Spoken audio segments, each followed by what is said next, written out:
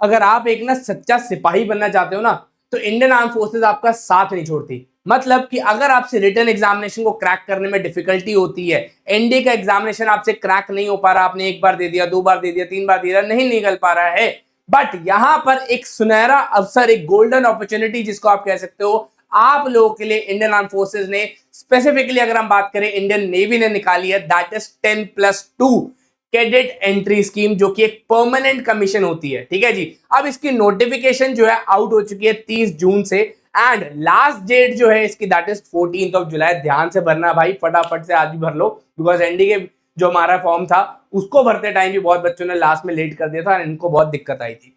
तो अब बात कर लेते हैं भाई कि इसकी वैकेंसी कितनी है। 44 वैकेंसी है यहाँ पर, एंड मैक्सिमम जो वुमेन्स की वैकेंसी है वो 6 वैकेंसीज, आउट ऑफ 44 आप कह सकते हो यहाँ पर 6 वैकेंसीज वुमेन के लिए रिजर्व्ड है। अब बात आती है कि सर क्या एलिजिबिलिटी क्राइटेरिया है, उसके बारे में बात कर लेते हैं। दैट इज यहां पर अगर आप 2 जुलाई 2006 से 1 जनवरी 2009 के बीच में, दोनों ही डेट्स इंक्लूसिव है, इन दोनों डेट्स के बीच में पैदा हुए तो यहां पर आप इस फॉर्म को फिल करने के लिए एलिजिबल है। ठीक है जी।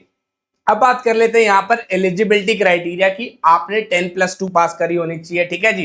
किसी भी सीबीएसई बोर्ड से भी कर सकते हैं आप, एंड 70% कम से कम आपके आने चाहिए फिजिक्स, केमिस्ट्री और मैथ, दैट इज पीसीएम के अंदर 70% होने चाहिए, और 50% आपके इंग्लिश के अंदर होने चाहिए 10th और 12th के अंदर। कौन कौन बच्चा जो है इसके लिए अप्लाई कर सकता है उसके बारे में बात कर लेते हैं। दैट इज कि आपने जेई मेंस का जो फॉर्म होता है हमारा बीटेक के लिए, वो फिल होना चाहिए, आपने फिल इन करा होना चाहिए, मतलब जेई के लिए आपने फॉर्म भरा हुआ होना चाहिए, जेई का पेपर आपने दिया हुआ होना चाहिए। अब सिलेक्शन प्रोसीजर की बात करें, यहाँ पर कट ऑफ आती है भाई। कट ऑफ के अंदर अगर आपने क्लियर कर लेते हैं तो आपको जो है एसएसबी की कॉल लेटर आएगी। ठीक है जी। अब आ सकते हैं यहां पर, अगर आप एक बार अपना सिलेक्शन सेंटर चूज कर लेते हैं तो आपकी चेंज नहीं होगा, उसके रिगार्डिंग कोई भी तो ध्यान से चूज करना पड़ेगा। ठीक है जी। अब भरना कैसे है, आपने जो आपकी डेट्स जो आएंगे एसएसबी प्रोसीजर की, वो कहां पे आएगी, joinindiannavy.gov.in जो है, यहां पर जाकर आप जो नोटिफिकेशन डाउनलोड कर सकते हैं, वहां पे अपने जो अकाउंट बनाकर इसके लिए, इस फॉर्म के लिए अप्लाई कर सकते हैं। ठीक है जी। अब यहां पर अगर हम बात करें, सबमिशन मैंने आपको बता दी जैसे कैसे करनी है, दैट इज joinindiannavy.gov.in।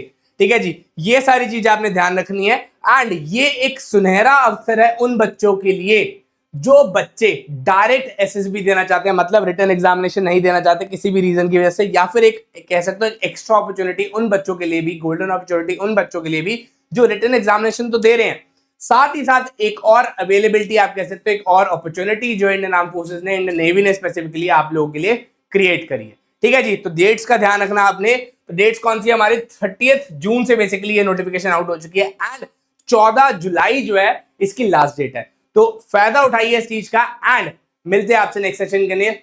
जय हिंद, जय भारत।